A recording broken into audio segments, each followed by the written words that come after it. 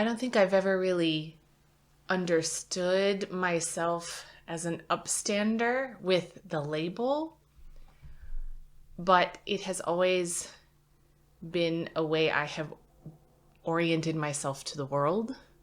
I remember a time when I was 10 years old and my mother was part of a lot of justice and service work in her community, and that might have always been an influencer on the way that I oriented myself to the world. But she took me, along with some of her friends, to a rally for hunger in America called Hands Across America.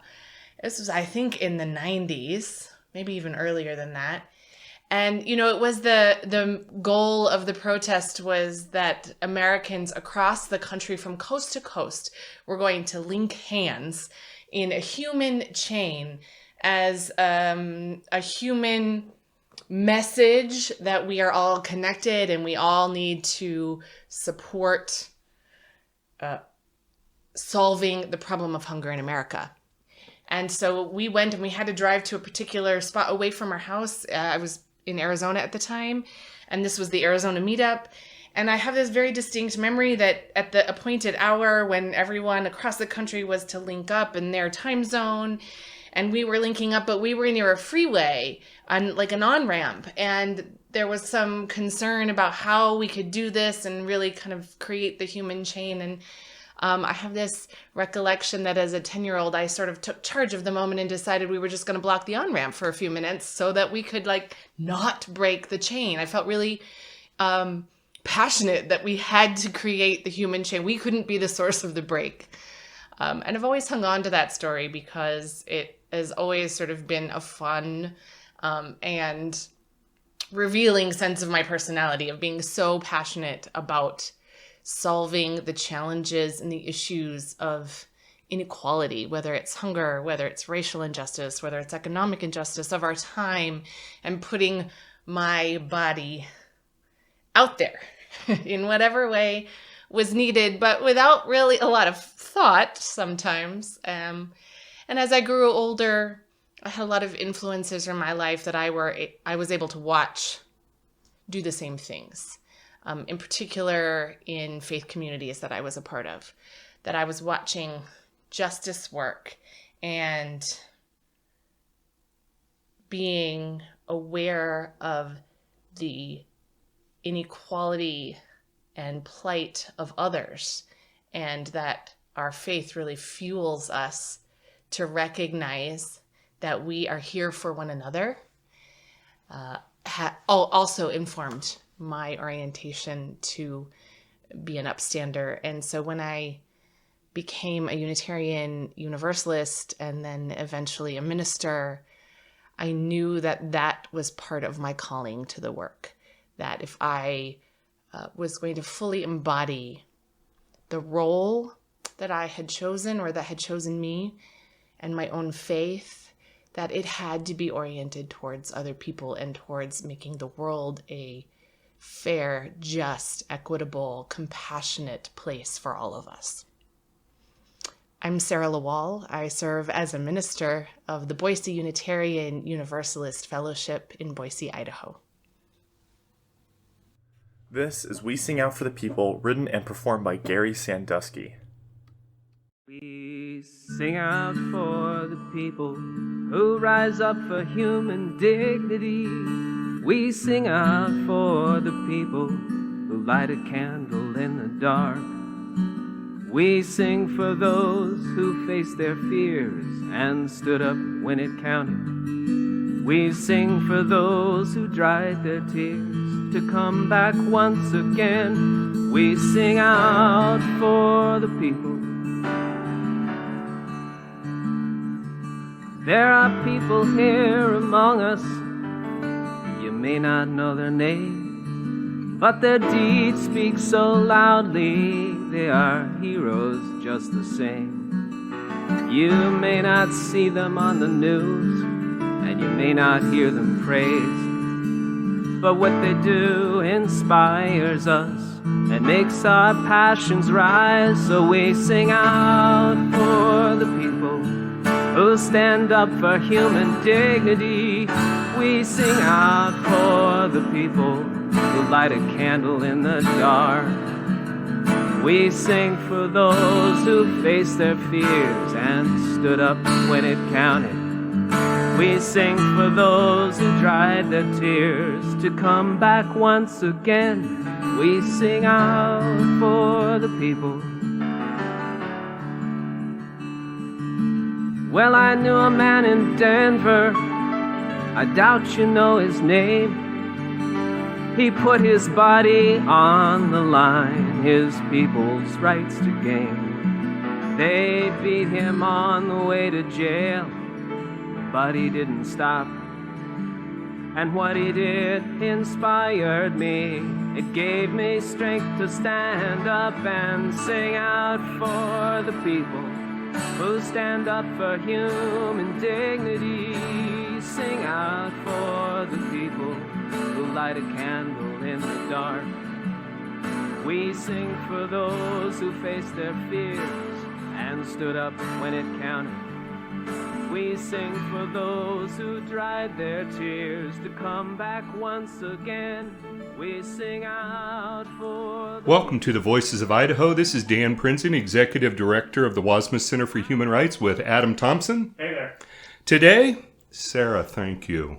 Thank you for sharing that moment when you saw the power of being an upstander, making that decision at 10 to stand up, join hands, working. I love the imagery of joining hands across the country. Do you still see that playing out in your ministry today? Yes, and in different ways. I think what I see playing out in this urgent moment in my ministry and in the work that for justice that we're trying to do as Unitarian Universalists across the country is pulling ourselves back out of the leadership of moments like that and really listening and following and showing up in spaces that allow us to support, to journey alongside, to show solidarity, but to really understand that we are not deciding what that looks like in a way that my 10-year-old self decided what that should look like. You know, to that point with it so often, I'll reference that maybe out of life experience, I will never have walked in your shoes, but I can walk alongside you. And that we can walk together in what we're seeing now is a movement for social justice. How do you react or interact with those, be they in your own congregation or in the community at large, who look at a moment like this and say, well, it's really not my issue. It's really not my problem. You know, what's really interesting in my world is that this is one of the first times where I'm not hearing that refrain nearly as much as I've heard it in the past, both from my own people and from, people that I am in relationship with. And I know it's a refrain that some say, but I'm encouraged by the fact that for all of those interesting reasons that allowed our awareness to really hone in on the racial injustices after the murder of George Floyd, people have come to this new awareness, even people who have been doing justice work for a long time and have never really denied that there's racial injustice are seeing it differently. And so I'm really encouraged by the way people are reawakening. I want to call it a reawakening because I know there have been many awakenings in our history to this moment and to a call to take personal responsibility and personal action alongside taking collective action and community action. And that's been really encouraging. And I would just say that for those that do have that refrain of this is not my issue, my response when I hear those thoughts of doubt creep up in my own mind, which happens to all of us, I think, on occasion, I remind myself that it it is humanity's issue. I cannot dismiss it. It is with me whether I want it to be or not, and I can choose to engage or I can choose to ignore and dismiss. But if I choose to ignore and dismiss, then I'm doing myself, my own freedom, my own sense of liberation, my own sense of being a human being in this world a disservice. You know, oftentimes in our discussions, we're hearing words coupled with being an upstander, words of empathy, compassion. I love what you've just said. It is our shared humanity. It is that we see and we celebrate and we support in one another. That it is our calling for all of us. In one discussion, a gentleman introduced that who among us could sit and watch that television footage in the murder of George Floyd when he called out for his mother? Who could not be touched at that moment? That was a moment where we had to feel compassion and shared humanity. So how do you define being an upstander? I think it can take on so many different forms. And I think I define it in a couple of ways. First, I always start with learning, with my own learning. What do I need to know? What don't I know? And I think we're really understanding that differently in this moment of racial justice, is recognizing that as white folks, of which I am part of the dominant culture identity, there is so much that I have been blind to, that I have ignored, that I have not seen. And so the learning is powerful. And through the learning, I learn to recognize my own racism and the way that it is perpetuated in the world. And so I become that upstander through that learning, because it allows me to see the world differently and to respond to it differently.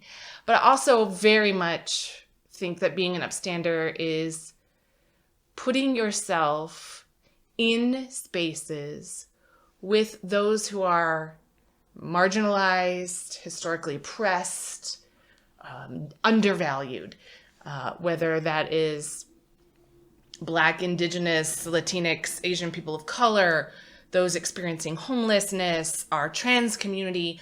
There are so many different marginalized communities out there that need some voices and need some support and need some allyship. And so being in those spaces can often shine a light on how we can be an upstander, because there's no one way. But when we're in those spaces, we might be able to see how we can best support and lend our voice to the moment or to the need, and center those voices that have so long been kind of pushed out of the circle of what we might call the dominant, the norm, right? And allow them to really have a space for their voices to be heard. You know, it makes me think back years ago, Wasma Center programming. We were working with teams of students in the Republic of Ireland and North Ireland.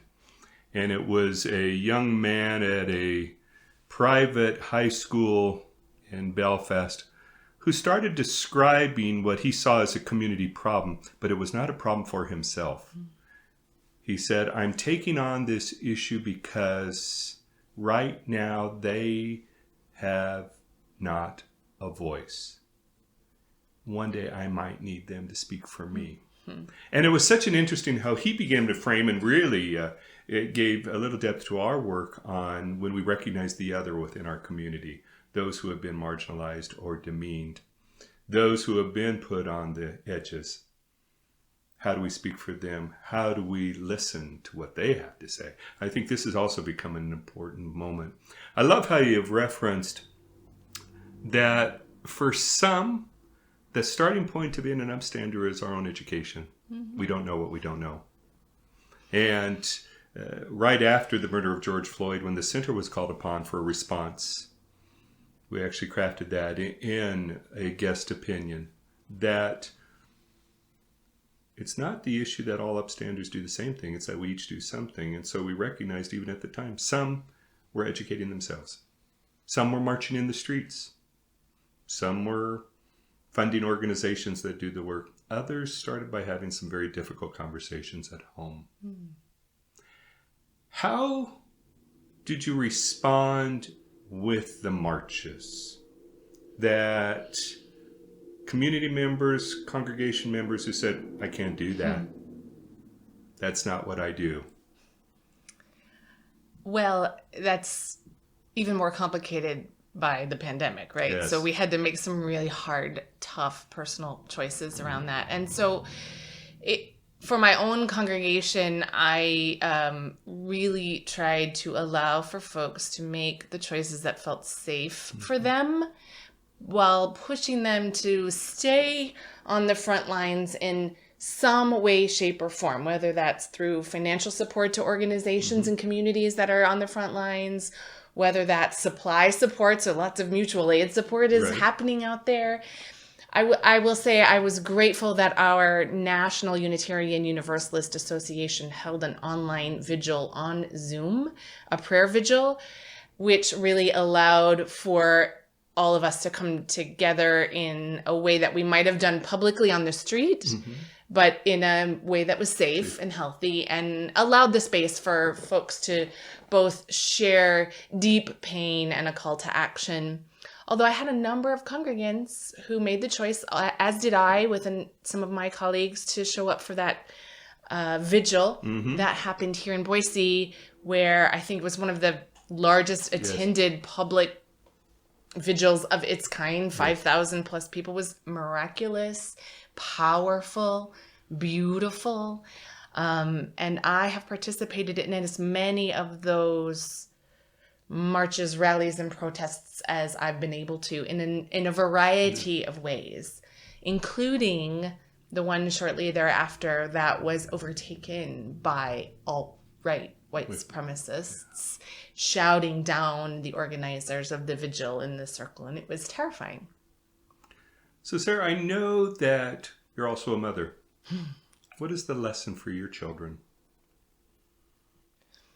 Show up, speak up, put yourself out there.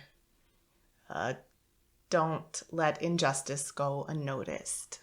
And I have children who are very tuned in, I think because we are as a family, but who are perhaps a little more introverted than I.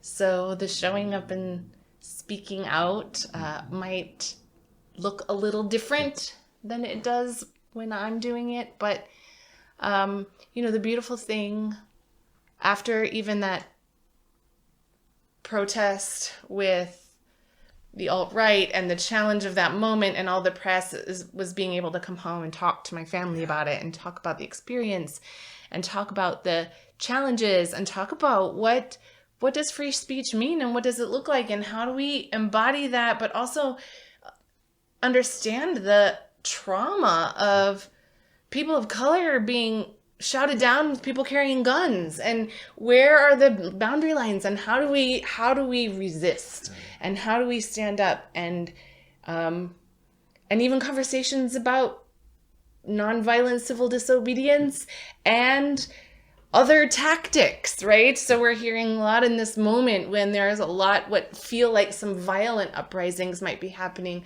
is that we're beginning a conversation about all the different kinds of tactics that are out there that folks might use to fight injustice. And I come from a place that feels and recognizes that everyone chooses their own path and their own tactic, and they're all okay. And it might not be one that I will choose, but someone else might.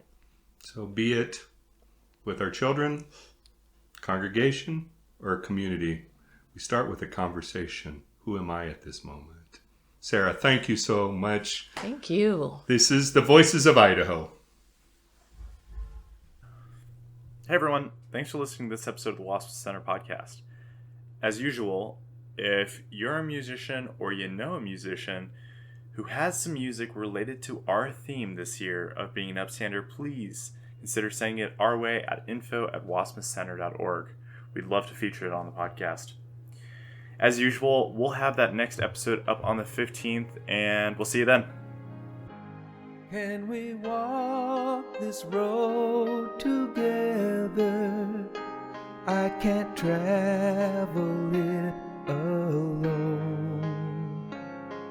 I need someone beside me to help me find my way back home. 'Cause this world is full of anger, and I've been walking through some pain. So if we walk this road together, we can find our way back home again. It's a home of many colors, no ceilings and no walls, but there is room for all our brothers, with no graffiti in the halls. We can share this road together, so if you walk with me, my friend, with you right here beside me, we'll find a home with peace again. It's a home of many colors, no ceilings and no walls, but there is room for all our brothers, with no graffiti in the halls. We can share this world together, so if you walk with me, my friend, with you right here beside me, we'll find our home with peace